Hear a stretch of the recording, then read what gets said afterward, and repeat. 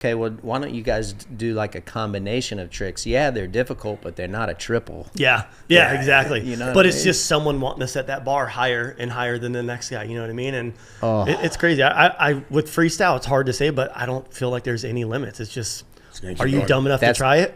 That's the way it is. That's the way it looks to me. I'm just like, because you guys keep going bigger and bigger and bigger. Yep, you walk away from that one.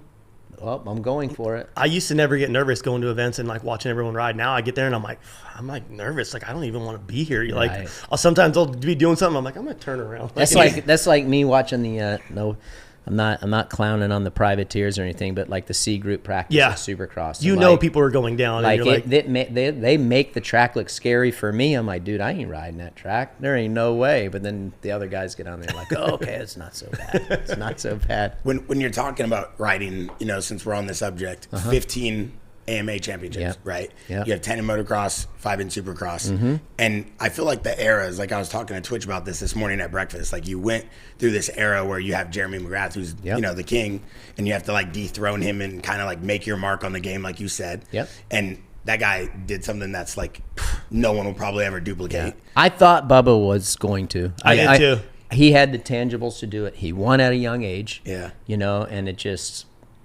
But then you had a second, or you had to battle like a second era as well. First, you had to like kind of dethrone the king. Totally. Then you had to worry about James Stewart. Yeah. And it's kind of like you were able, how Twitch is able to like transcend culture with tricks and freestyles, and he has young friends, old friends, the icons, the pioneers, but the new one coming up.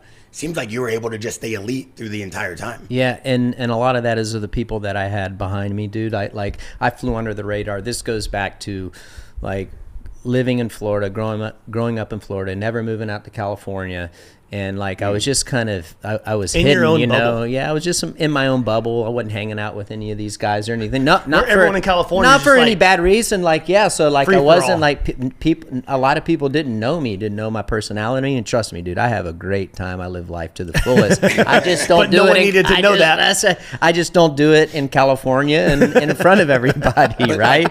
So yeah, I just kind of was under the radar in my own bubble. But Twitch and I grew up in the same generation of we've seen all the progression. I mean, you mentioned it, dude.